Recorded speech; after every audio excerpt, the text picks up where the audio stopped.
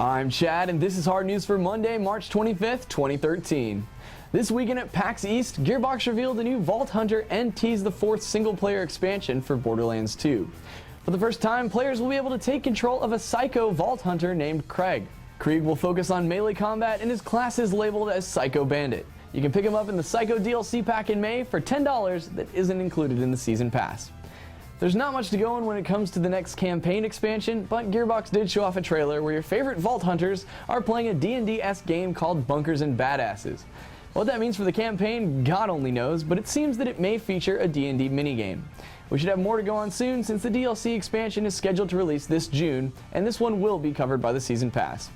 So now you can take D&D playing to a whole new level by playing a fantasy version of your fantasy game. Take that, reality. XCOM Enemy Unknown is coming to iOS. Now, immediately when you hear the coming to iOS phrase, you think of a watered down version of a game. Well, that may not be the case this time. Firaxis announced the port at their PAX East panel along with the info that it will be a full port. However, shortly after they clarified that while the full game will be available, there will be fewer battle maps and no word has been said about multiplayer. You can pick it up this summer, and while a price hasn't been announced, they did drop a hint that it won't be cheap as it is the full game. Sean suggested a joke about fitting something large into a small space, but I think I'll spare you and just move on. And finally, also at PAX East, Double Fine finally revealed their next game. It's called Broken Age and will be a point-and-click adventure following two characters.